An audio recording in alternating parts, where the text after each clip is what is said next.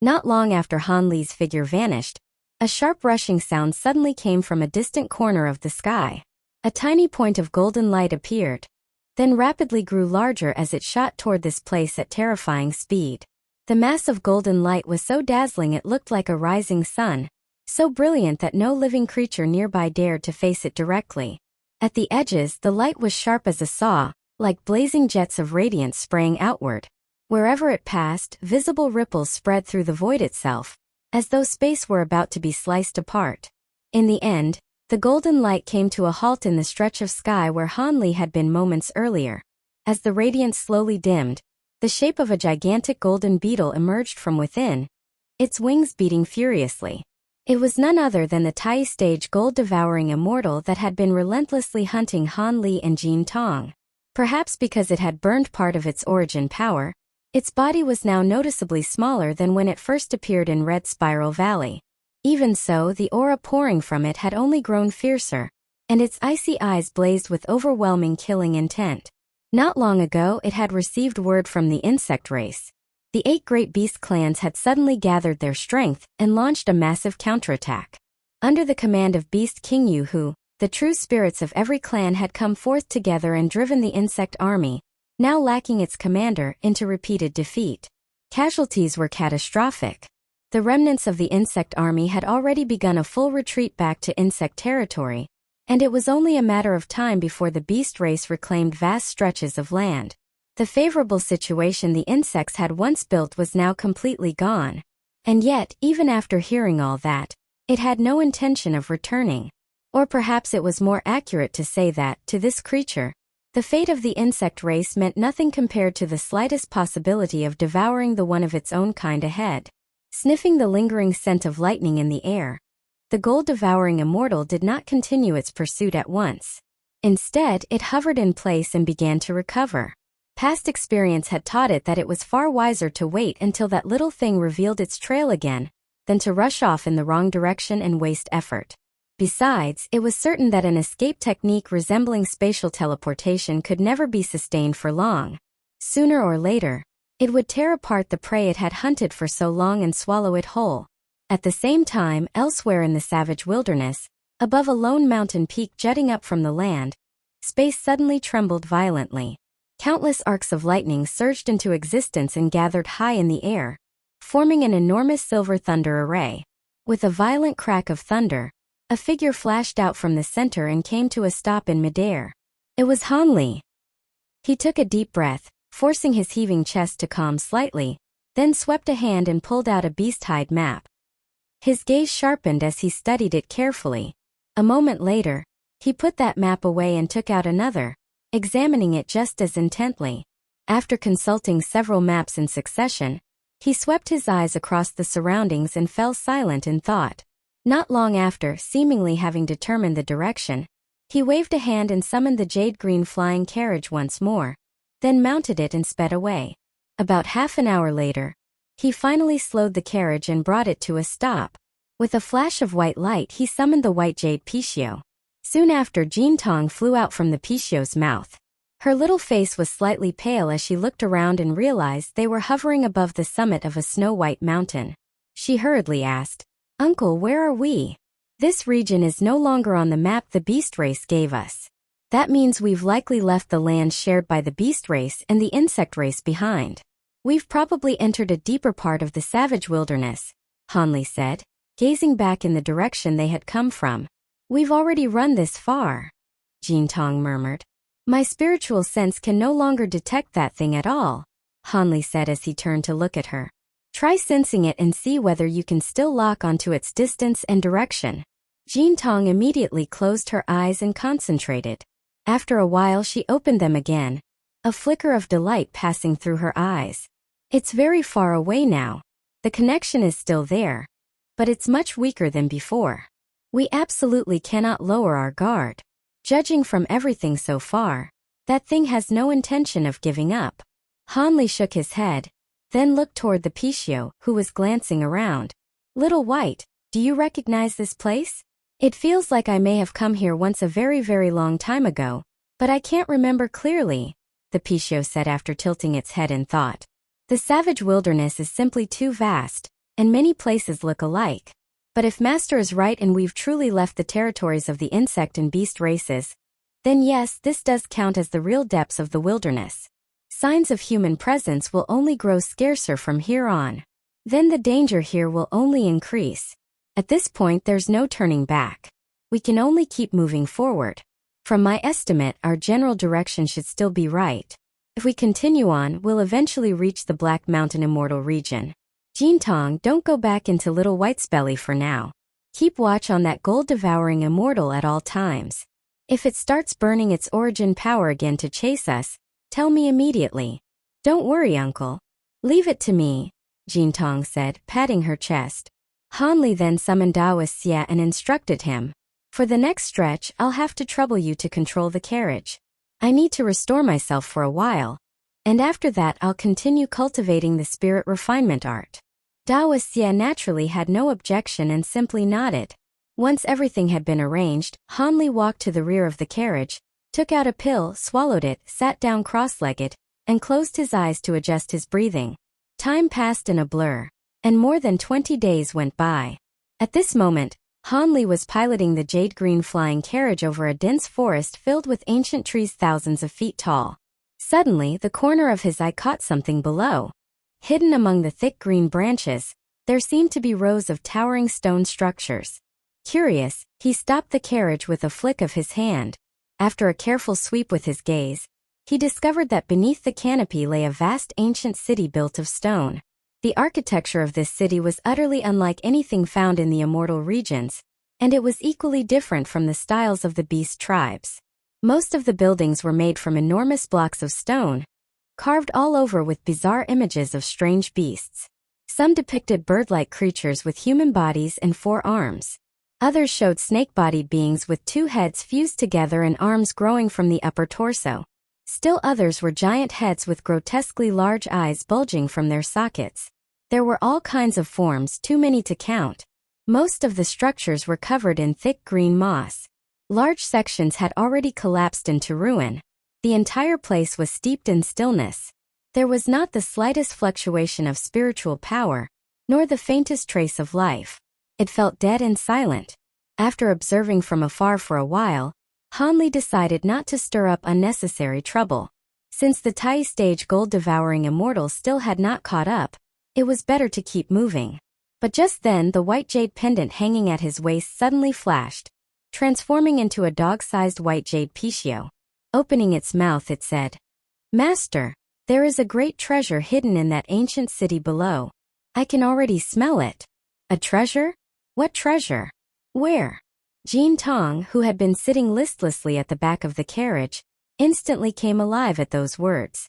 She scrambled up at once and asked eagerly, "Boss, the treasure is hidden somewhere underground in the city. There's a special restriction concealing it, so I can't pinpoint the exact location. As for what it actually is, I have no way of knowing. But judging by the unique fluctuation it gives off, it's definitely no ordinary item." Little White let out a somewhat helpless sigh at first, but by the time it finished speaking, its face was full of excitement. "You can't even figure it out because of a few restrictions? That useless? Try harder. See if it's anything like that furnace I ate before. Something on that level." Jintong clearly had not taken in what the Pishio had just said and pressed on. "No matter what it is, we don't have time to touch it now. If we trigger the city's restrictions and get trapped or delayed, then once the gold-devouring immortal catches up, we won't be able to leave," Hanli said gravely. At those words, both Little White and Jintong showed disappointment in their eyes. Little White looked especially aggrieved. "These past days have been relatively calm, but that only means we must be even more careful. If we get the chance later, we can come back and search for treasure here. This time let it go," Hanli said with a faint smile. "We've been in the savage wilderness for so long, and this is finally a chance for me to show what I can do, yet I still can't be of use," Little White said unwillingly. Standing on the edge of the flying carriage and staring down at the ancient ruins below, it pleaded, "Master, if you just let me enter the city, I won't need more than half an hour to determine the treasure's exact location. I might even find the quickest path to seize it. Could we at least try?" Hanli's brow twitched slightly. What cultivator did not love treasures of the world? And this was something that had caught even the eye of the white jade Pichio, something it was this desperate to dig out. How could he not be tempted? It was only that the timing truly was wrong. He had just opened his mouth to respond when Jean Tong's expression suddenly changed, and she cried out, "Uncle, this is bad. Quick, quick. Master is bad? Isn't Master perfectly fine?" The Pichio asked blankly. "What happened?" "Speak slowly," Hanli said, already sensing what it must be. "That thing is coming again. It's burning its origin power again and chasing after us. And this time it's even faster than before." Jean Tong said anxiously. "Hide yourself first," Hanli said without the slightest hesitation. Jean Tong nodded. With practiced ease, she took out a soul armor talisman and stuck it to herself, transforming into a golden beetle before flying into Little White's belly. Hanli, meanwhile, put away both the white jade Pichio and the jade-green flying carriage. Lightning exploded across his body, and once again a vast thunder array formed around him. With a deafening roar, he teleported away. Above an enormous canyon somewhere in the savage wilderness, space suddenly shook violently. Silver lightning as long as serpents appeared one after another, then gathered in midair into a thunder formation. With a thunderous blast, Hanli appeared in the center of the array. His eyes swept across the surroundings as he waved out the jade-green flying carriage. With a quick hand seal, the carriage instantly became a green streak and shot forward at extreme speed. The moment that was done, he summoned Daoist Xie and instructed him to take control of the carriage.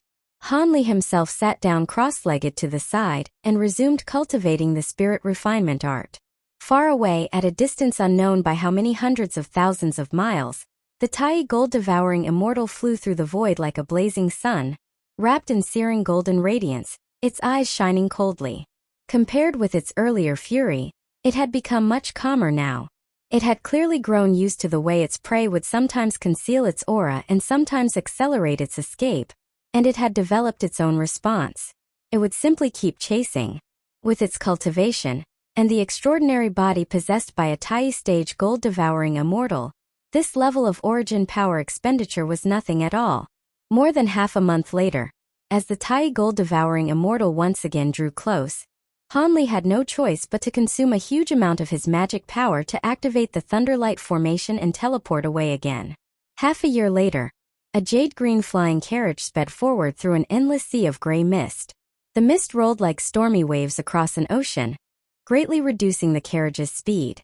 More than a dozen terrifying gray lizard-like beasts were chasing behind it, each radiating the immense aura of a golden immortal.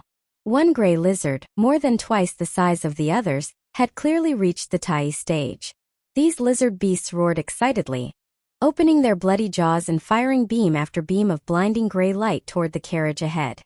Hanli's face was grim as he drove the carriage forward with all his strength, trying his best to evade the gray beams raining down on him. At the rear of the carriage, Jean Tong, the Pichio, and Daoist Xie stood together, blocking part of the incoming attacks. And hundreds of thousands of miles farther behind them, a ball of piercing golden light was racing after them like lightning.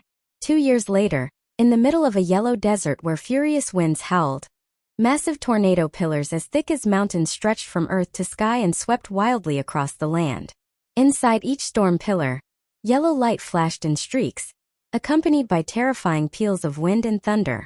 Wherever they passed, the void trembled, and waves of spatial distortion rolled madly outward.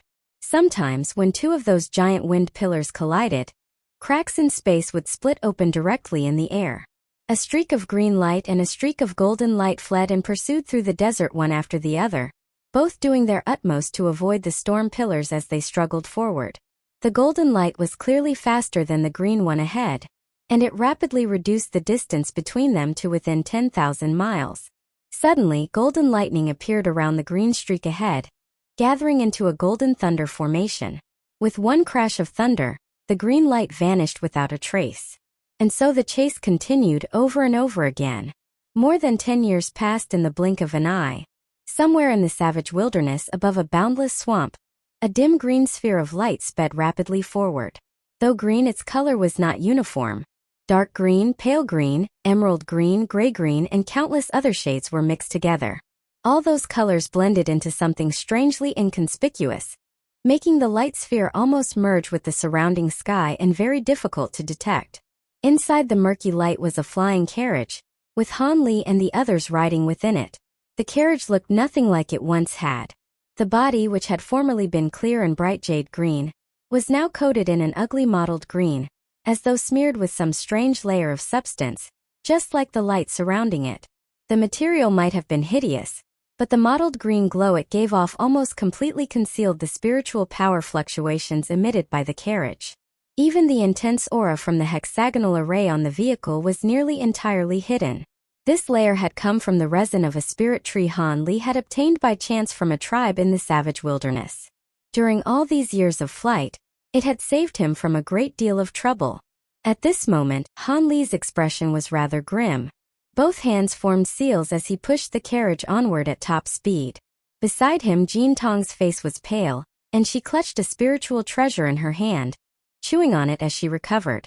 The Pixiu lay on the other side, faint white light flickering over its body as it too was recuperating. Only a little over 100,000 miles left, Jin Tong suddenly said, lifting her head. The words came without explanation, but Han Li clearly understood what she meant. He glanced behind them, blue light flashing in his eyes, then turned back, drew a deep breath and moved all 10 fingers rapidly. Golden lightning shot outward and formed a thunder array around the flying carriage. Countless golden lightning runes leaped within it. With a world-shaking clap of thunder, the array blazed and Han Li, the others and the carriage vanished in a flash. No sooner had they disappeared than a mass of golden light shot in from the distance and stopped where the carriage had vanished. The golden radiance faded, revealing the enormous golden beetle once more. It looked around, gave a cold laugh. Then golden light rolled over its body as it shot forward again like a bolt. At the same time, 1,000,000 miles away above a dense mountain forest, space rippled and a cluster of golden lightning appeared, rapidly spreading outward into a golden thunder formation. Han Li, the others and the green flying carriage emerged in a blur. Han Li waved out a spell seal, and the light emitted by the green carriage surged again before it continued fleeing into the distance. Although he had once again widened the gap between them and the Tai gold-devouring immortal, there was not the slightest trace of relief on his face. If anything, his brows drew even tighter. Over these past 10-odd years, he had exhausted every effort to keep moving and stay alive. Aside from the Tai gold-devouring immortal clinging to him like a disease in the bone, all kinds of other dangers had constantly arisen along the way. He had been chased by all manner of savage beasts that ruled the wilderness, occasionally run into true spirits of terrifying strength, and more than once wandered by mistake into deadly regions. If not for the strength of his spiritual sense, his mastery of the law of time, the many treasures on his person, and the help of Jin Tong and the Pixiu, he would likely have died somewhere in the savage wilderness long before the gold-devouring immortal ever caught him. Of course, among all those dangers, the greatest threat remained the Tai gold-devouring immortal behind him. By now, Han Li had used every method available to him. He had even employed that long-distance lightning wood teleportation array, and tried using dangerous regions to trap the creature. But the Tai gold-devouring immortal was hardly lacking in methods of its own.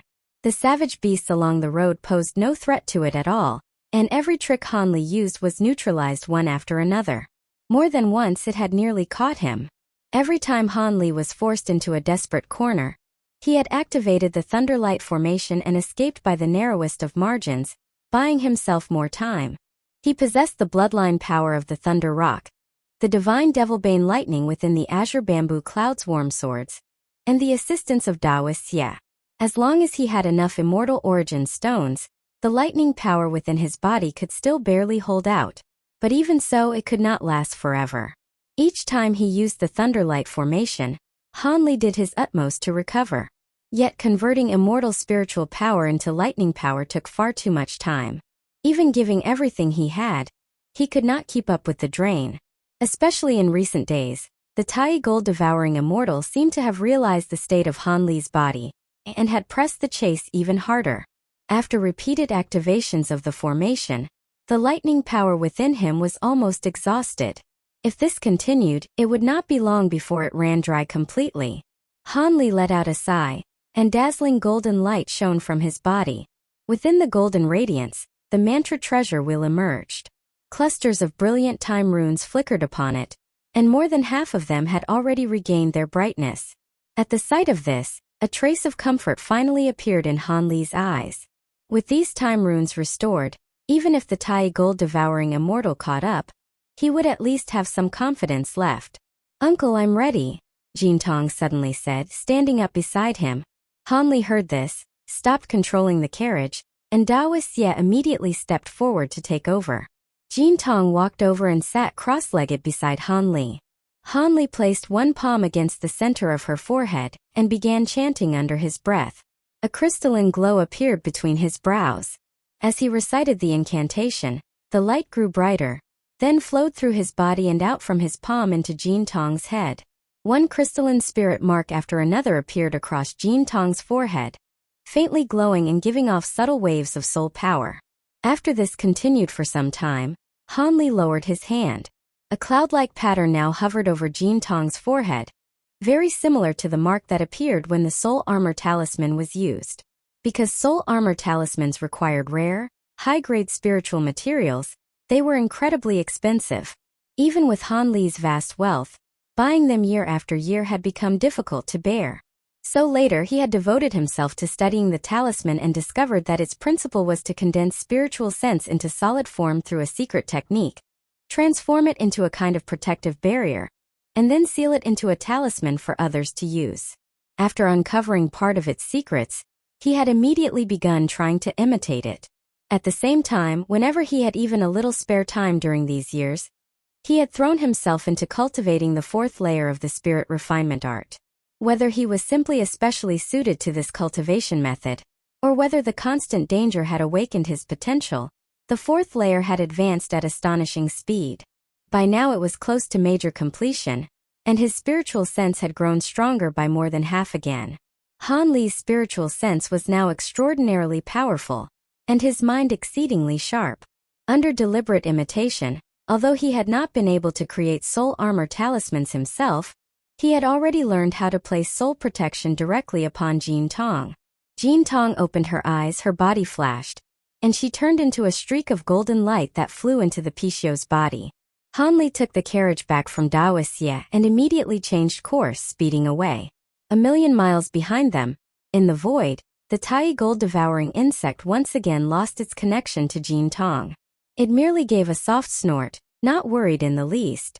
It could already sense that the group ahead was nearing its limit. It needed only one final push to catch them. With that thought, the golden radiance around its body thickened once more, and it surged forward even faster than before. In the blink of an eye, several more months had passed. Above a desert somewhere in the savage wilderness, a flying carriage shot across the sky like a streak of green lightning, flashing once before vanishing into the horizon. On the carriage, Han Li wore a grave expression as both hands moved in rapid incantation, one seal after another forming like spinning wheels. Dao Xie and the Pishio stood on either side of him, each releasing a stream of light, one yellow and one white, which flowed into Han Li's body. Though nothing seemed amiss on Han Li's face, he was growing increasingly agitated inside. For the past month, that Tai stage gold-devouring immortal had been pursuing them like a mad beast. He had no idea what method it had used, but it was now even faster than before, pressing him so hard he could barely breathe. In a short span of time, he had activated lightning teleportation arrays again and again to escape, and by now the power of lightning within his body had finally run dry. At this moment, the Tai stage gold-devouring immortal was still racing after them, no more than a few 100,000 li away. Jintong was currently hiding inside the Pishio, so they were safe for the moment, but once she emerged, it would not take long at all for the creature to catch up. And now, an hour and a half had already passed since Jintong entered the Pishio's body. In other words, within less than a quarter of an hour, he would likely be forced to face an enemy whose cultivation surpassed his by an entire major realm. Even in such a hopeless situation, Han Li did not lose his composure.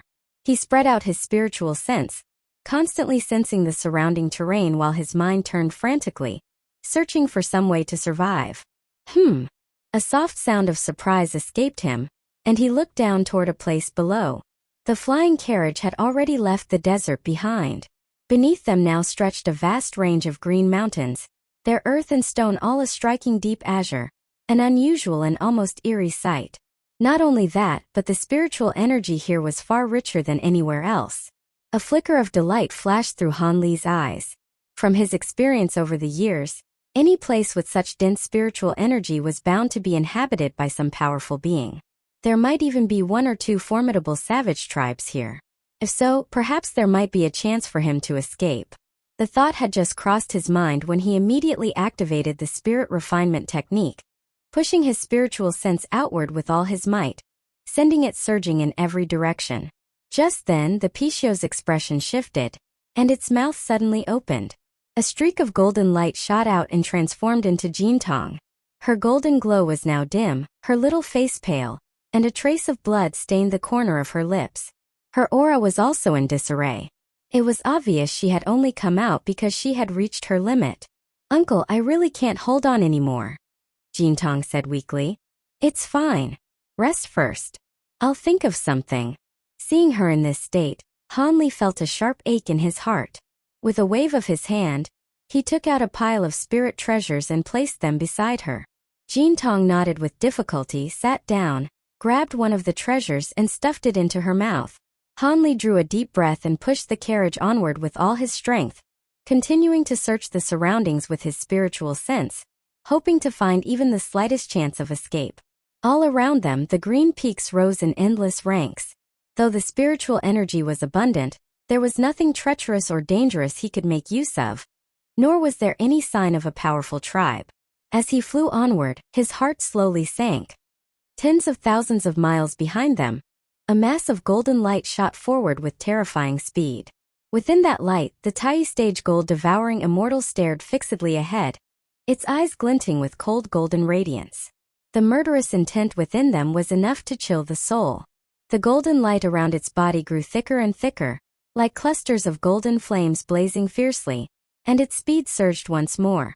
At this moment, it could clearly sense the distance between itself and its target shrinking rapidly. Just then, deep within the Green Mountain range, green light flickered across the face of a cliff. The rock wall twisted and transformed into an enormous face, which turned to look in the direction of the gold-devouring immortal. The Tai stage insect paid it no mind. At this point, as long as no one actively attacked it, it preferred to avoid trouble whenever possible and had no intention of provoking anything on its own. Golden light churned around its body as it accelerated again, becoming a straight golden line that flashed past the cliff face without the slightest pause. Time continued to slip by. At last, at the far edge of its vision, it finally caught sight of a tiny green light fleeing ahead, though its speed was far slower than its own. At the sight of that, an indescribable excitement filled the gold-devouring immortal's eyes. It let out a shrill cry that pierced the clouds, and the golden light around it thickened yet again as its speed rose once more. Its figure flashed, and within just a few breaths it appeared behind the green light. Inside that green light was a green flying carriage. Upon it stood several figures: Han Li, Daoxia, Jintong, and the Pishio.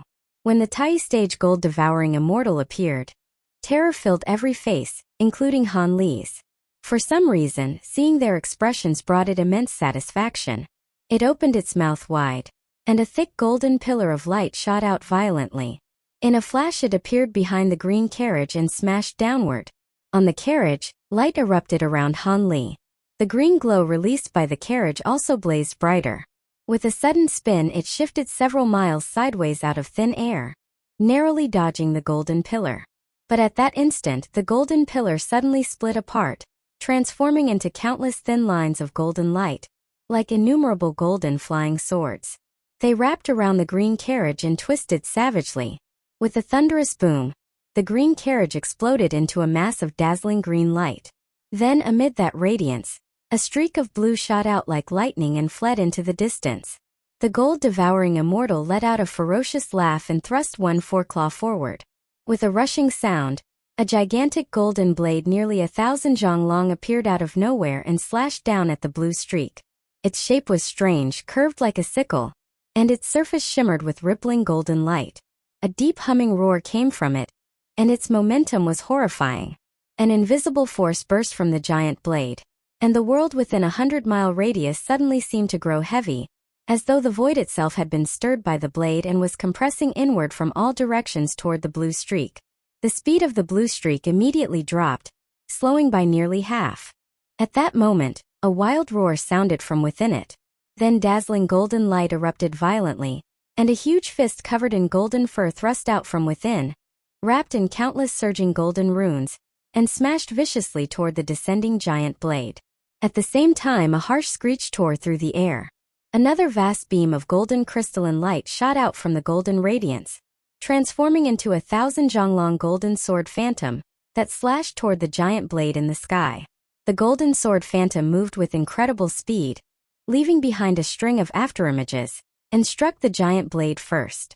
The moment the two collided, both flared with golden light at the same time. Then, with a crisp sound, the sword phantom was split cleanly in two. Even so, the golden light on the surface of the giant blade shuddered violently, and its downward momentum paused for just an instant. At that very moment, the golden fist came crashing in like a meteor and slammed into the blade. A heaven-shaking explosion followed. A brilliance as bright as the sun burst from the point of impact, mixed with a torrential force beyond description, blasting apart the invisible confinement in the surrounding void. The giant fist was nearly cut in half, blood pouring out in torrents. But the golden blade also broke with a crack, splitting into two pieces. A massive golden ape covered in thick fur staggered out of the golden light, its body drenched in blood as it panted heavily, chest rising and falling. On one of the golden ape's shoulders crouched a golden beetle. It was Jintong. On the other shoulder stood the Pishio and Daoxia. Their auras were unstable, clearly injured when the flying carriage had been destroyed. Daoxia's left arm was gone entirely, and there was a huge wound across the Pishio's back. They looked pitiful indeed. Jintong glared viciously at the Tai stage gold-devouring immortal, though deep fear still showed in her eyes. The gold-devouring immortal ignored Han Li and the others completely. Its gaze remained fixed only on the golden beetle, and a flash of greed passed through its eyes. Its body swayed and suddenly blurred out of existence in midair. Seeing this, the golden ape stamped its foot violently. Its enormous body became a golden blur and darted sideways. But at that same instant, another even faster blur of golden light appeared and sliced across the golden blur formed by the ape. Blood burst forth. A massive amount of blood sprayed out like a waterfall, splashing in every direction. The golden blur shot off into the distance, then flickered and revealed the golden ape's body again. A massive wound now ran from its chest down to its abdomen, exposing white bone beneath, while blood gushed out in torrents. On the ape's shoulder, one of Jintong's forelegs had been severed at some point, and pain twisted across her face. The blurred golden light halted not far away. The glow receded, revealing the Tai stage gold-devouring immortal once more. In its mouth it held a foreleg, seemingly Jintong's. A golden light flew from its mouth, wrapped around the severed limb and dragged it inside. Then it began to chew. A satisfied look appeared in its eyes, as though it were savoring the most exquisite delicacy imaginable. The golden ape's pupils contracted. Placing a hand over the wound on its chest and abdomen, it let a layer of brilliant green light bloom from its palm and sweep across the injury. The enormous wound closed rapidly and the bleeding stopped at once. But it had no time to treat the rest of its injuries. Its body rolled across the air, and a soaring blue light rose from it, transforming it into a giant azure bird with a long tail. The bird bore a phoenix crest on its head and dragged a long green tail behind it. It was Han Li's Qingyuan transformation. Spreading its wings, it fled with incredible speed into the distance. At the same time, waves of golden light surfaced across the Qingyuan's body. Within them, the faint outline of a golden wheel could be seen spinning rapidly. The Qingyuan's body shuddered, and more than a dozen identical blue and gold phantoms split off from it, each radiating a formidable aura as they shot in all directions at once. These phantoms were extremely fast, almost no slower than the gold-devouring immortal itself. Sensing the aura of the time law from the golden wheel, the gold-devouring immortal showed a trace of surprise in its eyes and swung both foreclaws at once. The void within several hundred miles shook violently. Dazzling golden light burst out everywhere, and in the blink of an eye filled all of space, forming a solid golden domain that enveloped every Qingyuan phantom within it. A crushing wave of law power surged within that golden domain, and the speed of every phantom immediately dropped by more than half. With a ripping sound, the gold-devouring immortal spat out a thick beam of golden light that tore through the sky like lightning. The beam was dazzling beyond belief. Within it, strands of golden crystal could faintly be seen, exuding a terrifying aura of destruction. The next moment, with a thunderous boom, the golden beam split apart like a living thing into more than a dozen smaller streaks, each one pursuing a separate Qingluan phantom. These golden streaks were unbelievably fast, and with the phantoms slowed so greatly, they caught up in a flash. Boom! Boom! Boom! A series of explosions like muffled thunder rang out as the streaks of light burst apart, becoming wheels of golden sun that radiated boundless destructive force. Everywhere they passed, the void trembled and split open into spatial rifts. Those Qingluan phantoms were engulfed and obliterated instantly, swept away like dry leaves before a storm. In one patch of void within the golden light, the true Qingluan body suddenly appeared. Its feathers were in complete disarray. The wound across its chest and abdomen had split open once more, and blood poured out again. It was clearly grievously injured. Jintong stood on the Qingluan's back, her body also covered in wounds. Countless cracks had appeared across her golden shell. As for the Pixiu and Daoxia, they were nowhere to be seen. Only faint white and golden fragments could be glimpsed drifting in the nearby void. The Qingluan spat out a mouthful of blood, but the light in its eyes did not fade. Golden radiance flared around it, and the true word's treasure wheel appeared again, as if it was about to do something. But before it could, a flash of golden light came from beneath it. Dozens of thin golden crystalline threads suddenly appeared, piercing into the Qingluan's body with terrifying speed and bursting out through its back. The Qingluan's body came to an abrupt halt, and the golden glow around it froze in place. Then the golden threads tightened violently. The Qingluan's body was instantly sliced into hundreds of pieces, which tumbled down below in a rain of flesh and blood. Jintong, who had not been struck by the threads, turned deathly pale at the sight and instantly transformed into a ball of golden light, fleeing forward. But the golden threads wove together in a flash, becoming a great golden net that dropped over her body and bound her tightly. At the same time, golden light flashed ahead, and the Tai stage gold-devouring immortal appeared out of nowhere. It opened its mouth and spat out a cloud of golden radiance that wrapped around Jintong's body. Terror filled Jintong's face as she struggled desperately. Countless beams of golden light flew from her body, transforming into all manner of attacks that slammed into the surrounding golden glow. But no matter what attack she launched, the moment it touched that radiance it vanished like a drop of water entering the sea. The gold-devouring immortal sneered with disdain and opened its mouth wide. A sweep of golden light rolled out and dragged Jintong toward its mouth. Within that radiance, Jintong's body rapidly shrank. In the blink of an eye, she disappeared into the gold-devouring immortal's mouth, and her cry was cut off abruptly. The insect floated in midair with its eyes closed, golden light boiling across its body. The golden domain around it rippled, then poured back into its body like a whale drawing in water, vanishing completely.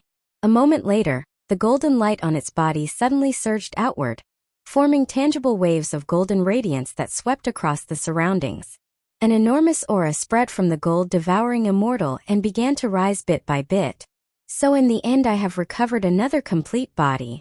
One day I will return. It muttered those words to itself, then threw back its head and let out a long howl before slowly closing its eyes. At the edge of a mountain forest 10,000 miles away, a low gray-brown cliff stood covered in jagged rocks and grotesque crags.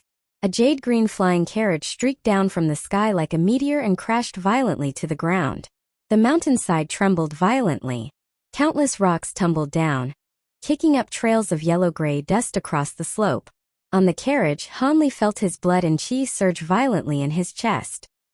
He let out a muffled groan and forced down the mouthful of sweet, metallic blood that had risen to his throat. "Uncle!" Jintong cried out anxiously. Hanli waved a hand to show he was all right. After releasing his spiritual sense and investigating the surroundings for a moment, he frowned slightly and asked, "Jintong, sense it first. Where is that gold-devouring immortal now?" She immediately closed her eyes and began to concentrate. "Uncle, this is strange. That thing doesn't seem to be moving." It's still in the same place as before, without even the slightest trace of motion, she said, opening her eyes in confusion. It didn't continue chasing us? Hanli asked as he took out a pill and swallowed it. No. But... Jintong nodded. But what? Hanli's brows rose at once. Its soul fluctuations and magical power are abnormal. They're surging violently, like it's using up tremendous strength, but in reality it hasn't moved even an inch. What's going on? Jintong scratched the back of her head, utterly baffled. From what you've described, it seems to have fallen into some kind of powerful illusion, Hanli said slowly after a moment of thought. An illusion? Why would it suddenly fall into one? Jintong asked in astonishment. I don't know either. But no matter the reason, this is good news for us. All right, let's not waste time. We keep moving. Jintong nodded immediately. The jade-green carriage lit up once more. Just as it was about to rise into the sky, Hanli suddenly felt his head grow heavy, and a voice rang through his sea of consciousness like the tolling of a great bell. Human boy, I have held that gold-devouring immortal in place for the moment, but you only have 20 years. With your current strength, going any farther would be no different from walking willingly to your death. Better to turn back while you still can. Go back to where you came from. Hanli's heart trembled. He secretly activated the spirit refinement technique, stabilizing his sea of consciousness again, and replied inwardly, May I ask who you are, senior? And why have you chosen to help me? The moment the question left him, the violent churning sensation in his consciousness vanished. No voice answered him. Hanli frowned deeply and instantly expanded his spiritual sense to the limit, probing the surrounding heaven and earth. He found nothing. What is it, uncle? Jintong asked when she noticed his strange behavior. Hanli seemed not to hear her. He stood there silently for a long time, head lowered, brows tightly knit, as though weighing something in his mind. At last he let out a soft sigh, shook his head, and drove the jade-green carriage straight up into the sky, vanishing as a streak of light. Some immeasurable distance away, there stretched a vast peach forest with blossoms blooming across 10,000 acres. Beneath an ancient peach tree of unbelievable size sat an enormous couch. Upon it lay a gigantic fox, pure white from head to tail, with a tuft of golden fur growing at the center of its brow like a heavenly eye. Its eyes were half closed, neither fully asleep nor fully awake. A clear, sacred glow surrounded its body, making it seem like a creature born of heaven itself, stirring awe and reverence in anyone who beheld it. Not far before the white fox stood a young girl dressed in a snow-white short skirt. She was graceful and lovely, with a flawless face touched by a faintly seductive charm. At the moment, however, that beautiful face was filled with worry. After hesitating for some time, she finally spoke. Ancestor, since you can trap that gold-devouring immortal insect, why not help him a little more and simply remove this danger for good? The white fox did not open its eyes. Still feigning sleep, it replied slowly, I have never had the slightest fondness for humans. If not for the small kindness he showed you in the spirit realm back then, I would have crushed him with a single paw the moment he trespassed into the territory of my spirit fox clan. The girl it called Lure was none other than Lu Lure, who in the past had once depended on Hanli for survival in the spirit realm. Ancestor. Lu Lure began, still wanting to plead, but the white fox suddenly opened its eyes and barked sharply. This time my intervention counts as helping you repay an old debt of gratitude. At the same time, it is to sever the karmic tie between you and him. This concerns the path of your future cultivation. I may dote on you, but I will not allow you to act recklessly. If it truly comes to it, I will go kill him myself with a single slap and cut the karmic thread off at its root. Ancestor, please don't. I know I was wrong. Lu Lure cried out in alarm. Seeing her like this, the white fox ancestor softened a little and said, That gold-devouring immortal has quite the background. Even I would rather not become entangled with it lightly, much less strike it down. I have no idea how that boy managed to provoke such a thing. Still, you need not worry too much. If he is clever enough to retreat in the face of danger, then escaping back to the blasted immortal domain he came from within 20 years is not impossible. Brother Stone, Lu Lure murmured. Far from reassured, the worry in her eyes only deepened. In the blink of an eye, more than half a year had passed. Han Li and Jin Tong continued traveling deeper and deeper into the savage wilderness with scarcely any rest in between. But the farther they went, the more terrifying the savage beasts they encountered became. Some were no weaker than the gold-devouring immortal that had hunted them, forcing them to slow down and avoid danger with the utmost caution. Even so, they still triggered the ire of fierce beasts several times and were chased in frantic flight. Fortunately, none of them were like that gold-devouring insect. At most they would pursue for a few days and nights before giving up when they saw they could not catch them. None pursued them with endless, murderous obsession. Half a month earlier, Han Li had fled into a mountain valley, while escaping from a Tai-level savage beast. The valley was not small. Ancient trees crowded it thickly, and it seemed quiet and secluded. Only after entering did Han Li discover that the place was littered with the corpses of fierce beasts, and the stench of blood filled the air. Realizing something was wrong, he had not even had time to retreat before countless vines and branches surged toward him, forming an enormous wooden cage that trapped him within. Only then did he realize that the seemingly dense forest filling the valley was in fact a single incomparably powerful tree demon. In the end, Han Li had been forced to use the Devilbane Divine Lightning contained within the Azure Bamboo Cloudswarm swords to activate a lightning array technique and teleport himself out. This day the blazing sun hung high overhead. On a barren mountain with sparse woodland, strong winds howled ceaselessly, yet even they could not blow away the faint mist lingering in the air. At that moment, a streak of green light appeared from afar and shot over. The light faded, revealing a jade-green flying carriage descending slowly from the sky. Han Li leaped down from it, swept his gaze across the surroundings, then found a large dead tree whose trunk was wide enough for two people to embrace. Sitting with his back against it, he took out a pill, swallowed it, and closed his eyes to meditate. Jin Tong followed close behind, riding the white jade Pishio down from the air and coming to his side. The tall one and the small one both looked deeply exhausted. Even the Pishio drooped its head lifelessly before collapsing onto the ground. Only after quite some time did Han Li let out a long breath and open his eyes again. The fatigue on his face had eased somewhat, but a trace of worry still lingered deep in his gaze. "Uncle, it's been more than half a year now, and that thing still hasn't moved from the same place," Jin Tong said after a moment of hesitation. "It seems the one who sent that message to me truly possesses extraordinary power. To trap a late Tai stage spirit insect for this long, even if weakness of spiritual sense is its natural flaw, is still an astonishing feat. Most likely, what that person said about 20 years was true," Han Li said, nodding. "So that person is really helping us?" Jin Tong asked, blinking. "It's too soon to say. This is the savage wilderness. Anything can happen here," Han Li replied non-committally. "Exactly. This is your first time in this place, uncle. Even the North Cold Immortal Domain is full of scheming and deception. I don't believe the savage wilderness is full of good people either," Jin Tong said with conviction. "You can't say it like that," the Pishio Xiaobai suddenly said, lifting its head. "Most of the true immortals in those immortal domains act lofty and detached, as though they've seen through all worldly affairs, but behind the scenes they are constantly plotting and deceiving. The savage wilderness may be no less violent, but people here are often much clearer about gratitude, grudges, right and wrong." "Xiaobai, you still dare say that? Have you forgotten how those beast folk repaid kindness with betrayal?" Jin Tong snapped, slapping the head Xiaobai had just raised back down with one hand. "Boss, you can't judge everything by a few examples. Those beast clans were just minor tribes on the outskirts of the wilderness.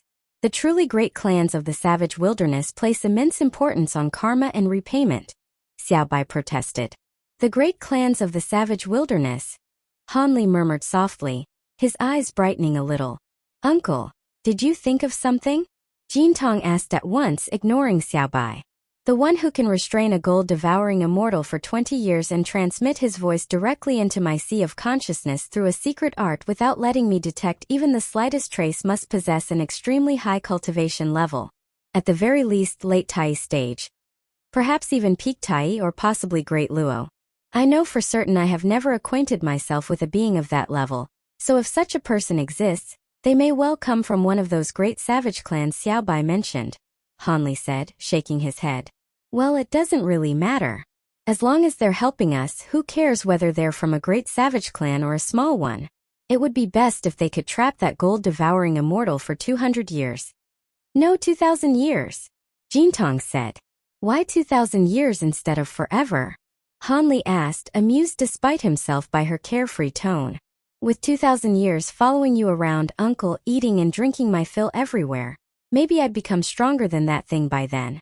Then I could just wait for it to come to me and swallow it. That would save me the trouble of searching all over the world for it. The moment food came up, Jintong's spirits visibly rose. You almost got swallowed by it. And you're still thinking about swallowing it instead? Hanli said, suddenly at a loss. Yes. I don't know why, but ever since I can remember, there's always been an urge deep inside me to devour every one of my own kind that I can find. And when that thing was chasing us, the feeling became especially strong, Jintong said seriously. Perhaps that is the mission of your species, Hanli said thoughtfully. Jintong clearly did not understand what he meant and did not dwell on it. Instead, she continued, then what do we do next, uncle? If all else fails, should we listen to that advice and return to the North Cold Immortal Domain? We can't go back there. By now the Immortal Palace has surely already issued a warrant for me. Returning would be no different from throwing myself into a trap. Hanli gave a bitter smile. Then we keep going forward? Jintong nodded, fully agreeing, and asked again. Earlier we were chased all over by that insect of your kind. Right now we only know the general direction we're heading in. We've long since deviated from every route we originally planned by countless thousands of miles. With our current cultivation, if we keep blindly charging deeper like this, sooner or later something will happen. After all, the warning of someone who can casually imprison a late Tai stage existence is not something we can ignore. So this won't work and that won't work either. Don't tell me you want to find a place here and enter seclusion to cultivate. Jintong asked, stunned. Exactly. Hanli nodded. The moment he said that, both Jintong and the Pishio were startled. You can't be serious, uncle. Entering seclusion in the savage wilderness? And besides, cultivation breakthroughs aren't something that happen overnight, Jintong said anxiously. It's the only option left to us. We've already come this far. And now we're trapped between advance and retreat. Neither way is possible. Instead of continuing like this, we may as well gamble everything on these 20 years. If I can improve my cultivation, perhaps we can still fight for a sliver of survival. Hanli's gaze sharpened as he spoke. All right. If that's what you say, uncle, then I'll trust you. From here on, you just focus on cultivating. Leave guarding you to me, Jintong said, drawing a deep breath and puffing out her chest. Seeing how solemnly she declared it, the white jade Pishio silently buried its head between its forepaws. There's no rush. For the past half year, I wasn't just traveling aimlessly. I was also searching for a suitable place to cultivate in seclusion. I've already chosen one. It just isn't here. Hanli smiled faintly. Not here? There aren't even any strange beasts around these barren hills. Isn't this a perfect place? Jintong asked, confused. Do you remember that abyss we passed some time ago? Hanli asked calmly, his eyes flickering. I remember. It wasn't far from the valley with the tree demon. It was pitch black inside, and you could smell a nasty bloody stench and killing aura from far away. Uncle, don't tell me you want to cultivate in there, Jintong said in surprise. That's right. In the savage wilderness, every fierce beast and strange beast has its own territory. They usually do not invade each other's domains. That tree demon is quite strong, which is why the beast chasing us before gave up the moment it entered the tree demon's territory. If we stay within the tree demon's domain, other fierce beasts won't disturb us, Hanli explained. That makes sense, but why would that tree demon allow us to cultivate in seclusion on its land? Jintong still did not understand. Did you notice that the tree demon's roots spread throughout the valley and a vast area beyond it? Yet not a single root extended toward that abyss? Do you know why? Hanli asked instead. Jintong had noticed nothing of the sort and could only shake her head blankly. Trees and plants depend on rain and sunlight. They prefer warm and damp environments, and even after becoming demons, that doesn't really change. That abyss is completely dark and receives almost no sunlight. The tree demon simply has no desire to extend its roots there, Hanli continued. So that's how it is, Jintong said in sudden realization. More importantly, the abyss is filled with baleful energy, which is exactly what I need. Alright, we've rested enough. Let's head there now. With that, Hanli swept his sleeve, gathering Jintong and the white jade Picio with him as they boarded the flying carriage. It became a streak of blue light and sped toward the abyss. More than 10 days later, the jade-green carriage came to a halt above a fissure in the earth no more than several dozen miles long and only a few hundred zhang wide. Standing at the front of the carriage, Hanli looked down into the abyss, hesitation showing on his face. In truth, most of what he had told Jintong earlier was no more than speculation. Entering this abyss carried risks of its own. In a savage wilderness crawling with terrible beasts, who could say there was nothing in the depths comparable to that tree demon or the true spirits? Perhaps the reason the tree demon would not enter was not the absence of sunlight at all, but because there was some powerful existence below that it feared. Hanli shook his head, no longer allowing pointless worries to distract him. At a time like this, he could not afford more hesitation. In the next instant, he leaped down into the abyss. The moment he entered its range, the light around him darkened. A sickening stench came from all directions, enough to make one retch, and mixed with it were waves of savage baleful energy so dense they seemed almost tangible. Hanli remained unmoved. A layer of blue light rose around his body. Only after descending nearly 1,000 zhang did he finally release his spiritual sense and probe deeper into the abyss. Only then did he realize it was even deeper than he had imagined. It seemed bottomless. Yet for some reason, he could not sense the slightest trace of living creatures within it. Keeping close to one side of the abyss wall, Hanli descended rapidly. The farther down he went, the more alarmed he became. Both cliffs on either side were covered in jagged protruding cracks and uneven stone formations. Here and there between them were relatively flat rock ledges, some only a few feet across, others dozens of zhang wide. Across these strange outcroppings, within the cracks in the cliffs, and upon the broken ledges, piles of white bones could be seen everywhere, glowing faintly with eerie green phosphorescent fire. Some were oddly shaped. Some were massive. There were far too many to count. A trace of doubt rose in Hanli's heart. Could it be that the baleful energy here had grown so dense because the tree demon had thrown the corpses of the beasts it killed into this abyss, and after countless years of accumulation, the place had become what it was today? About a quarter of an hour later, Hanli descended onto a jutting cliffside platform. With a sweep of his sleeve, he sent the dozens of scattered skeletons sliding off the ledge. At once, sheets of ghostly green phosphorescent fire rose into the air and drifted slowly down into the abyss below. By now, he was already nearly 1,000 zhang away from the entrance. After looking around, he lifted a hand. 3 flashes of light, 2 gold and 1 white, appeared at the same time, and Dao Xia Jin Tong and the white jade beast all appeared on the cliff. "Uncle, this place is..." Jin Tong asked the moment she appeared, already feeling uncomfortable all over. "The baleful energy here is far too heavy," Dao Xia said, frowning. "We are already inside the abyss," Hanli said, glancing around. "At this level, the baleful energy should still be bearable for you. But if you go any farther down, it will start corrupting you. Stay here for now. I still need to continue deeper and enter seclusion. Uncle, don't worry about what's below. Leave the upper part to us," Jin Tong said, nodding hard. Hanli rubbed her head, then turned to Dao Xia. "Fellow Dao Xia, just in case, I'll need your help setting up a formation." "Of course," Dao Xia replied with a nod. "Master, this place feels creepy. Nothing will go wrong here, right?" Little White suddenly asked, unease in his voice. "The baleful energy in this abyss is so dense that even you can barely withstand it. Other savage beasts would be the same," Hanli said after a brief pause. "Besides, I already checked with my spiritual sense earlier, and found no signs of living creatures for the time being. I don't think there should be any major danger." Little White said nothing more and silently nodded. "Jin Tong," Hanli added, looking at her again, "even though that man already warned us after I enter seclusion, you still need to keep a close eye on the gold-devouring immortal. The moment it shows any unusual movement, notify me immediately." At the words gold-devouring immortal, Jin Tong gave a slight shudder, but she still nodded. "Don't worry, uncle." Hanli nodded, took out an array plate, and after giving Dao Xia a few instructions, The two of them rose into the air together.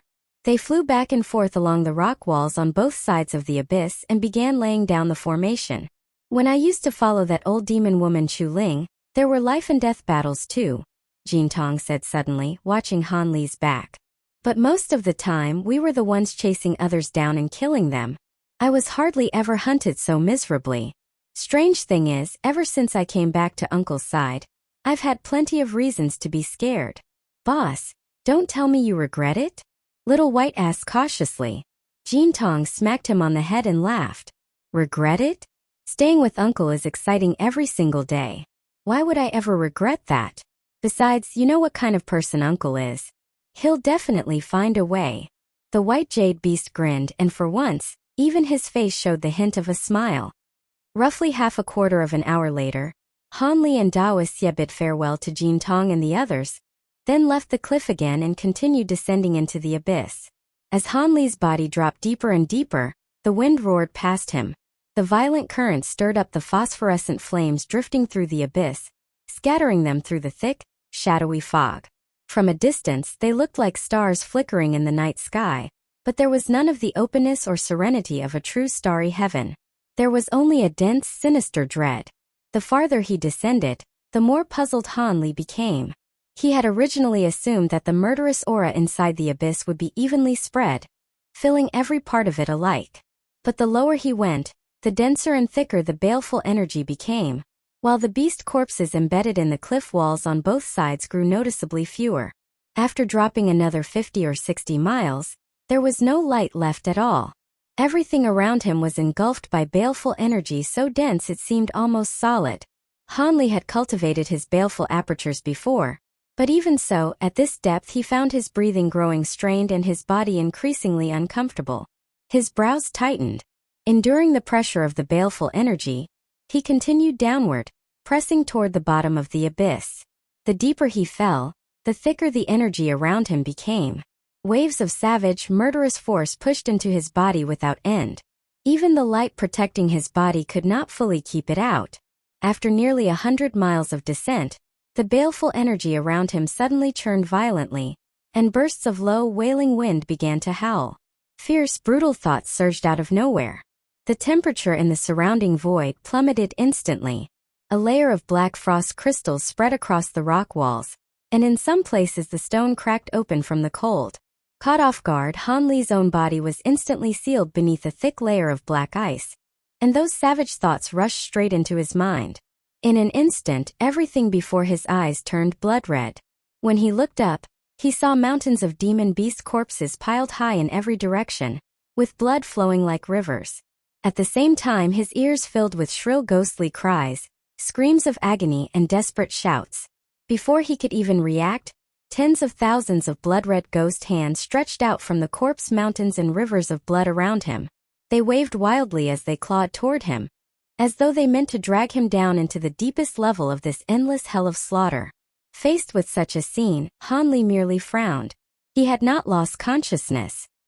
He knew this was only because the baleful energy here was too dense and had begun to erode his mind, causing his senses to become disordered.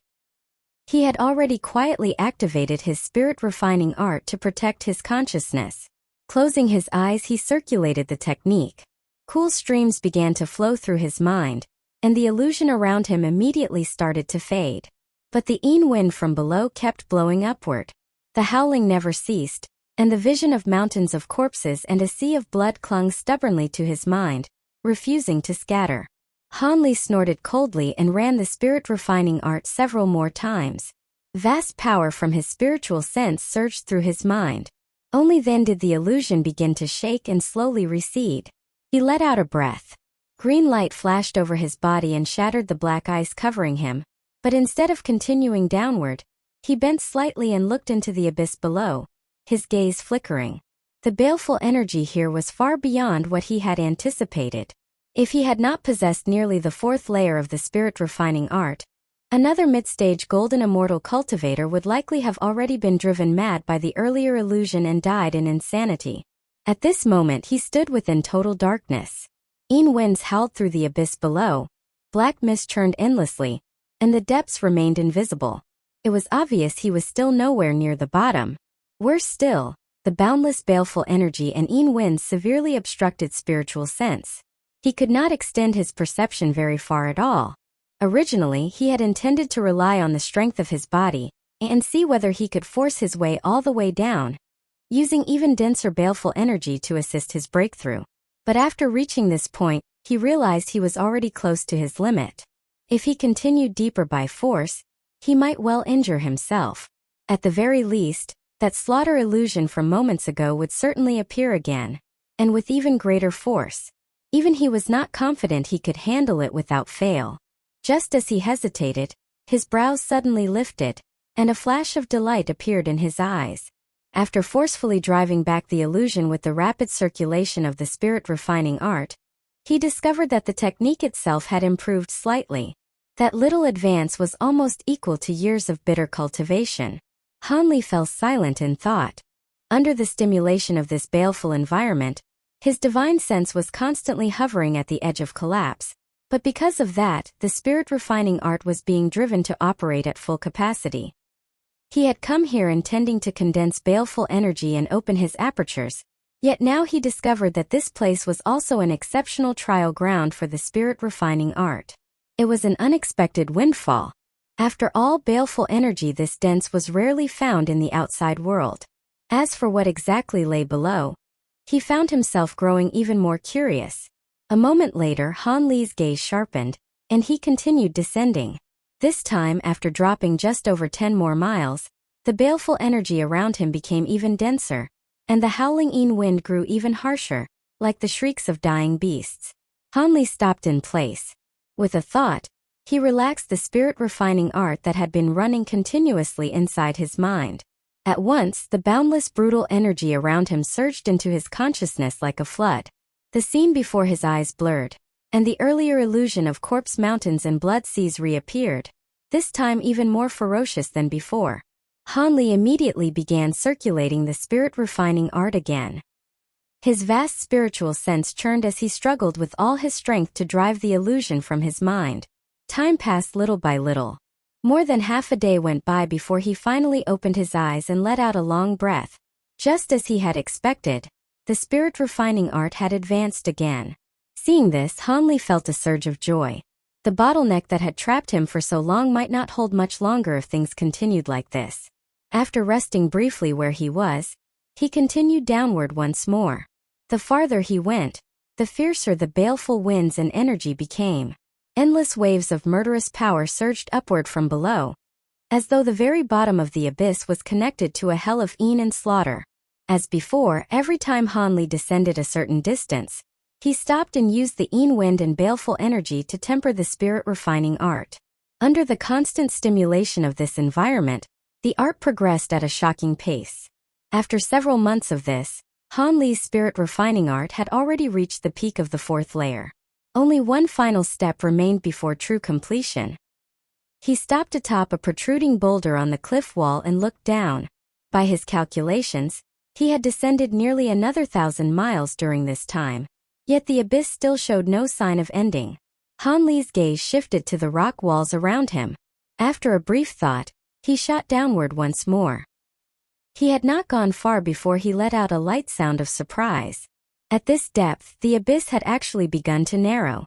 Clumps of pitch-black wind shot toward him, stirring the baleful energy nearby into churning motion and forming strange whirlpools of all sizes. Here, the baleful energy suddenly intensified several-fold, and the howling of the wind became deafening. Wave after wave of savage force poured into Han Li's mind like a tide. Even though he had not stopped circulating the spirit refining art, his mind was still shaken by the baleful energy here. His expression changed and he was just about to halt. Then, with a thunderous roar, the winds in the abyss below exploded. An enormous black pillar of wind shot upward and wrapped itself around Han Li's body. A terrifying, almost tangible baleful aura burst out from within the pillar of wind, and smashed through the defenses of the spirit refining art in his mind as easily as dry leaves. In an instant, violent slaughter intent flooded his consciousness. Threads of blood-red light appeared in Han Li's eyes. The world before him blurred, and then he found himself once more inside a blood-soaked realm. All around him spread a sea of blood. Countless demon beast skeletons and corpses floated in it, while the air was so thick with the stench of blood it made one want to vomit. Hanli bit the tip of his tongue hard, forcing himself to recover some clarity. At the same time, he drove the spirit-refining art with all his might to protect his mind and swept his surroundings with blue light flickering in his eyes. His pupils contracted slightly. The earlier illusions had been able to disturb him, but they were still within what he could endure. As long as he circulated the spirit-refining art, he could free himself. This time was different. He felt as though he had truly fallen into the illusion. Escaping it would not be easy. The smell of death and blood crashed over him wave after wave. Though he tried his best to steady his mind, he could still feel his blood beginning to boil, and an uncontrollable fury surged up inside his chest. It was so intense that he nearly wanted to tear open his own chest just to release it. This is bad. He had experienced something like this once before, back in the Black Wind Sea. At that time, the spirit-refining art had suddenly backlashed against him. But after he began cultivating the fourth layer, that hidden danger had been suppressed for the moment. It should not have erupted again so soon. Could it be that this illusion had triggered the latent flaw in the technique ahead of time? The moment that thought crossed his mind, Hanli hurriedly circulated the spirit-refining art at full strength.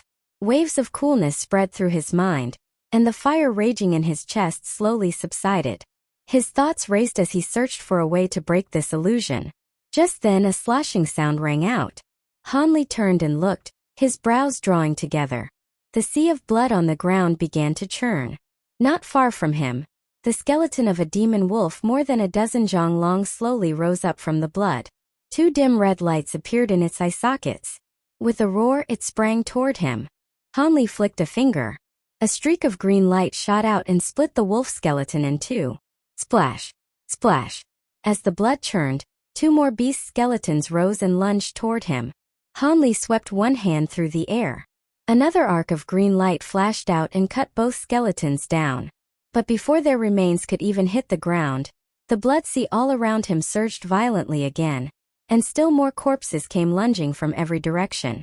Hanli moved both hands continuously, unleashing attack after attack to fend them off.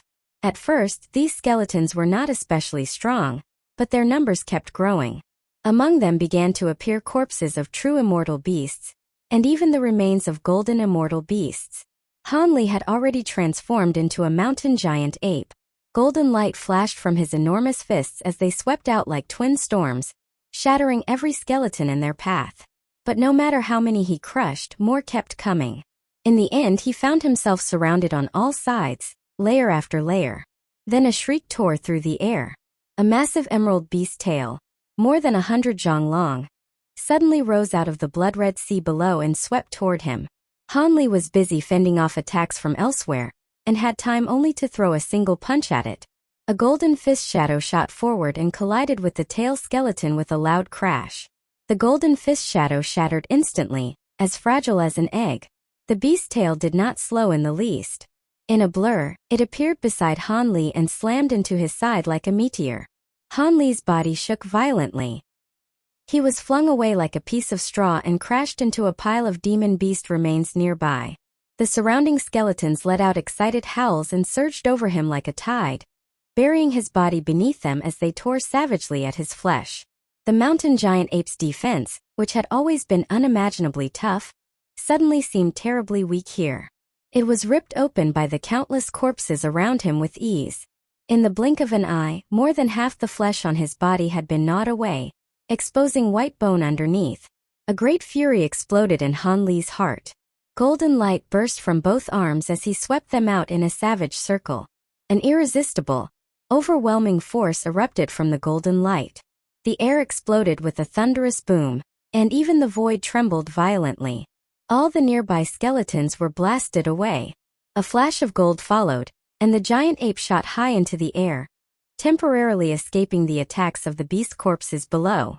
Hanli looked at his mangled body, and the rage on his face suddenly began to fade. Half his body was missing, yet he felt no true sensation of grievous injury. Golden light flashed across his skin, and his damaged form instantly returned to normal. "Of course," he murmured. "How could I forget? I'm inside an illusion." He had let agitation get the better of him and nearly fallen for it. The main reason was that the hidden flaw in the spirit-refining art had been triggered early, leaving his emotions unstable and his thoughts overheated. None of what he saw here was real. It was only an illusion. If he allowed himself to be fooled by appearances, he would never find a way out. A roar rose from below. The beast skeletons, their greed laid bare, sprang upward once more. Hanli exhaled slowly and then closed his eyes. He activated the spirit-refining art with all his power and ignored the skeletons charging from every direction as though they did not exist. A point of crystalline light appeared between his brows. It rapidly expanded and blazed brighter and brighter, dazzling like a sun no one could stare at directly. The few beast skeletons at the very front, less than 10 feet from him, were struck by that crystalline radiance. They immediately let out shrill screams and turned to ash in an instant, drifting away on the wind. The other skeletons, struck by the same light, also shrieked miserably and fled in panic, diving back into the blood sea and no longer daring to show themselves. In the blink of an eye, not a single skeleton remained visible in the blood-red world. Only a silent crimson sea rippled gently. Hanli paid them no attention. He abruptly opened his eyes, golden light blazing within them, and swept a sharp glance across his surroundings before letting out a low shout. The crystalline light between his brows flared again. A thick beam shot out, condensed in a flash into a gigantic crystal blade more than 100 zhang long, and slashed through the void. A tearing sound rang out. Where the crystal blade passed, the blood-red space rippled like water, but it immediately returned to normal. Although the space had not been split open, Hanli's heart eased slightly. The light at his brow brightened once more, and he was just about to act again, when the blood sea below suddenly began to boil. It rolled violently, producing a deep gurgling sound. Then a gigantic body rose slowly out of it. It was a corpse the size of a mountain, and it was a rat. A colossal green rat. Much of its body was still covered with rotting flesh and had not yet fully decayed into bone. In its eye sockets burned two strange flames, red and green intertwined. Behind it dragged a massive emerald tail more than 100 zhang long. An immense pressure radiated from the rat, so powerful that the nearby void trembled and let out creaking sounds, as though it could no longer withstand that terrible might and might split apart at any moment. Hanli's pupils shrank. The pressure this rat gave off far surpassed that of the gold-devouring immortal at the Tai stage. Among all the powerful beings he had encountered in the past, perhaps only that large-eared monk he had seen while traveling through time could compare. Even so, Hanli did not panic. This green giant rat might be fearsome, but it was still only a thing created by the illusion. And the moment he saw its tail, he understood that the enormous bone tail that had struck him earlier belonged to this creature. Just then the eyes of the green rat flared. Its gigantic body blurred into a mass of green shadow, and lunged at him with terrifying force. Hanli formed a hand seal. Brilliant crystal light erupted from between his brows, and a thick pillar of light shot out and struck the rat directly in the head. But the green rat suddenly opened its jaws and swallowed the pillar of light whole. At the same moment, it blurred and appeared directly in front of Hanli without slowing in the slightest. Its huge body was like a falling meteor. Crashed into him. The crystal light at Hanli's brow flared again and spun once, condensing into a huge translucent shield in front of him. A string of sharp cracking sounds rang out. The shield shattered instantly. The overwhelming force smashed straight through it and struck Hanli without losing any momentum. With a violent sound, Hanli was hurled away, flying more than 10 miles before he barely managed to steady himself. But before he could counterattack, a long green shadow shot toward him like lightning. With a wet sound, it pierced straight through his body. It was the rat's tongue, but it was wrapped in a thin layer of pale green flame. A searing pain exploded inside Hanli's mind, as though his very soul had been pierced by fire. A muffled groan escaped his lips, but he forcibly suppressed the agony. With both hands moving fast despite seeming slow, he seized the green tongue and tried to tear it apart. But in that same instant, the tongue twisted like a living serpent. It wrapped his hands together, then coiled around his body with impossible speed, binding him into a tight green bundle. The green rat opened its enormous bloody mouth and inhaled sharply. A horrifying devouring force erupted, covering Hanli's body. At the same time, the green tongue yanked backward violently. Han Li shot backward like an arrow and flew straight into the rat's mouth. His vision blurred. When it cleared, he found himself inside a dark, murky space. All around him were rotting chunks of purple-black flesh, oozing foul-smelling slime and filling the air with a stench so putrid it was nauseating. Invisible pressure squeezed in from every direction, and the green tongue binding him had not loosened in the least. A wave of disgust rose in Han Li's chest. He struggled hard several times but could not break free, and his heart sank. Then his brows suddenly lifted. He stopped struggling, and he closed his eyes. In the next instant, green light flashed all around him. Clusters of green flame appeared out of nowhere, glowing dimly as they landed on his body and burst into fierce fire. Blazing heat poured out of those green flames and rushed directly into his soul. Han Li's spirit suddenly felt as though it had been placed upon a rack and licked by raging flames. He could not help but let out a low groan. Gritting his teeth, he suddenly shouted. Light flashed above his head, and a golden nascent soul appeared above his crown. Its tiny face was tense. It rubbed its hands together, a flash of golden light appearing in its eyes, and then dove back into the top of his head. At once, waves of coolness spread through the sea of his consciousness, slightly easing the burning torment inside his soul. But the heat transmitted by the green flames came one wave after another, growing fiercer and fiercer. Even with the spirit-refining art running at full force, it could not truly relieve it.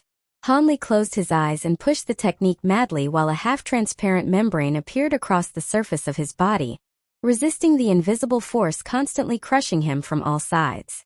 Even so, his entire body began trembling uncontrollably. Cracking sounds rang out from within him, as though every bone in his body were being crushed to pieces. Time passed little by little. He had no idea how long. Then suddenly Han Li's body shuddered, and a savage expression flashed across his face. The scorching aura that had built up inside his sea of consciousness had reached a terrifying level. His entire soul seemed to be rolling and trembling like flame, almost as though it were burning away and shrinking. His awareness was beginning to blur, slowly drifting away from his body. Then at that very moment, a tremor ran through his soul. Somewhere in its deepest part, he heard a breaking sound, as though something had shattered. A hum rang out. A point of crystal light suddenly blazed to life somewhere inside his sea of consciousness, and from it came an invisible suction force. The scorching aura that had filled his consciousness seemed to find an outlet at last and rushed frantically toward that point of crystal light, forming a blazing whirlpool. In only a few breaths, the burning sensation vanished completely. It transformed into streams of cool energy that wandered through his mind, and the twisted ferocity on Han Li's face disappeared entirely. Then his soul gave a thunderous tremor, as if it had exploded. The power of his spirit rose rapidly, leaping in an instant to a whole new level. Only after a full quarter of an hour did the changes in his mind gradually calm and everything return to stillness. Han Li slowly opened his eyes. A trace of astonished delight flashed within them. His spiritual sense had grown enormously. It was now nearly 2 or 3 times stronger than before, and it had become even purer, like countless streams of crystal-clear spring water surging through his mind, radiating tremendous spiritual power. He had never imagined that, at the very edge of his soul's collapse, the final bottleneck of the 4th layer of the spirit-refining art would actually break open. Perhaps the reason that last barrier had always been so hard to overcome was because his spiritual sense had already been too powerful among cultivators of the same level. Under normal circumstances, he simply would never encounter a situation capable of driving his soul to its absolute limit. This time, he had been hunted by an enemy far beyond him in cultivation. Left with no other choice, he had gambled everything on descending into this mysterious pit of baleful energy to seek a breakthrough in his cultivation. Yet by a twist of fate, what he ended up completing was the spirit-refining art. What should have been misfortune had turned into a blessing. As these thoughts turned in his mind, Han Li swept his gaze around, then suddenly let out a long cry. Crystal light burst from between his brows. Countless brilliant rays shot outward like swords, slicing through everything around him. Inside the blood-red world, the green rat's body suddenly lit up from within with dazzling crystal radiance. In the next instant, its colossal body exploded with a thunderous bang, dissolving into countless streaks of green light that flew apart in all directions. Han Li's figure appeared once more in midair, already back in human form. Blazing crystal light, brilliant as the sun, radiated from his body and illuminated the entire blood-colored space. He formed a hand seal and drew both hands down. The crystal radiance immediately condensed into a giant transparent sword, which slashed through the air. A deafening boom erupted. The blood-red space shattered apart. Han Li's vision blurred, and the next moment he had returned to the dark abyss. He let out a breath, glanced around a few times, then flickered and landed on a protruding ledge nearby, where he sat down cross-legged. Now that his spiritual sense had increased so greatly, the dense howling winds and baleful energy around him could no longer affect him much. He closed his eyes and carefully sensed the vast, pure power now flowing through his mind. The full completion of the fourth layer of the spirit-refining art had brought his soul such an enormous improvement that all those years of hard cultivation had not been in vain. A moment later, Han Li's eyes snapped open. Crystal light flickered at his brow. A clear and brilliant crystal sword shadow shot out like lightning, vanished into the black mist, and soared upward toward the sky above the abyss. Far above the abyss, beyond the clouds, a blue hawk-like bird at the true immortal stage was beating its wings through the air. The space before it suddenly flickered. A crystal sword shadow shot out and flashed into the giant hawk's head. The bird let out a shrill cry. The fierce light in its eyes faded rapidly, and in the blink of an eye they went completely dull. Its aura vanished at once, and its corpse tumbled downward. With a heavy thud, it fell directly into the forest below, a forest formed from tree demons. The vines and branches that had lain still there immediately awakened. Branch after branch twisted together and covered the hawk's corpse, and soon strange wet chewing sounds began echoing from within. Deep in the abyss, delight rose in Han Li's eyes. With the great increase in his soul power, the attack of the thought sword art had also become several times stronger. That would make it even more useful against the gold-devouring immortal at the Tai stage. He then tested several other soul attacks as well, and all of them were far more powerful than before. Once again, Han Li closed his eyes, and crystal light began flickering at his brow. A moment later, several translucent chains shot out from between his brows.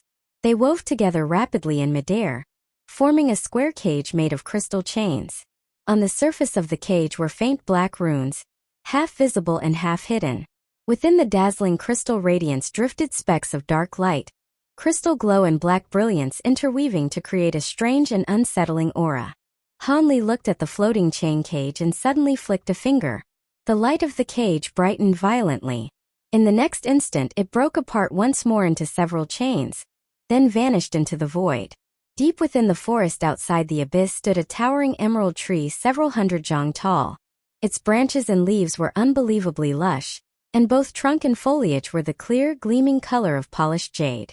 On its massive trunk was the shape of an enormous human face. At that moment, the giant face had its eyes closed, and from its half-open mouth came the sound of deep snoring, as though it were asleep. Then the space near the tree rippled. Several crystal chains appeared and flashed straight into the giant tree's body. The jade-green tree suddenly opened its eyes. A furious roar burst from its mouth, green light exploded across its body, and several huge branches whipped wildly through the air like arms. An enormous pressure erupted from the tree. It had clearly reached the Tai realm. Thick streaks of green light shot from its branches like meteors and slammed into the nearby mountains. A series of thunderous booms followed. The mountain peaks and earth crumbled like paper wherever the green light struck. The land for hundreds of miles trembled violently, and clouds of dust rose everywhere. But in the very next instant, the dancing branches of the green tree froze. The expression on its face also froze in place, as though someone had cast a body-stilling spell on it. Only the brilliant green light on its surface and the churning of its aura remained. Deep inside the giant tree was a green inner space filled with dense green mist. At the center of that mist floated a green soul shaped like a tree spirit. But now that green soul was trapped inside a cage of crystal chains. A layer of crystal light shimmered over the cage, cutting the tree spirit's soul off entirely from the sea of mist outside. Inside the cage, the green soul struggled frantically, shifting into countless forms, swelling huge one moment and shrinking the next as it slammed itself against the prison with all its might. Yet no matter how violently it struggled, the crystal cage remained as firm as a mountain. After imprisoning the tree spirit's soul for a short time, the chain cage suddenly collapsed once more into several chains and vanished into the void. At once, the giant green tree returned to normal. Confusion appeared in its eyes as it looked around in puzzlement, while its wild branches slowly calmed. Deep in the pit of baleful energy, the space beside Hanli rippled, and those crystal chains reappeared, flying quickly back into his mind. His face was somewhat pale now, but there was unmistakable delight in his expression. That chain cage was a secret art he could only use after completing the 4th layer of the spirit refining art. It was called the Divine Thought Cage, and it could imprison an enemy's soul, temporarily severing the connection between body and spirit. Its power was astonishing. That tree demon in the Tai realm had indeed been caught off guard and had its soul sealed by surprise, but even so, the sheer strength of the technique was obvious. Hanli's chest rose and fell slightly. After a period of deep and shallow breathing, the pallor on his face slowly faded. His gaze flickered with thought. The technique was incredibly powerful, but it consumed an enormous amount of spiritual sense. He had only maintained the divine thought cage for a short while, yet the huge reserves of spiritual power in his mind had already been reduced to barely 30%. It would take at least a month to recover fully. Even so, compared to the technique's frightening might, that cost hardly mattered. Hanli sat quietly for a while, then took out a black jade slip and sank his spiritual sense into it. Row after row of text was recorded inside. It was the incantation for the 5th layer of the spirit refining art. Originally, Hanli had come here planning to use the dense baleful energy of this place to open immortal apertures and raise his cultivation. But now it seemed that cultivating the spirit refining art was the better choice. And the unique environment here could greatly accelerate its progress. Hanli read through the entire incantation for the 5th layer from beginning to end. His brows, however, drew together slightly. The 5th layer was far more profound than the 4th. Every line carried deeper meaning, and truly comprehending it would not be easy. Still, he had seen countless profound cultivation arts in his life, and he already understood the incantations of the first 4 layers. Though the 5th was difficult, it came from the same lineage. As long as he spent enough time studying it carefully, it should not be impossible. Steadying his mind, Hanli sank his spiritual sense back into the jade slip and began examining the incantation again, word by word, line by line.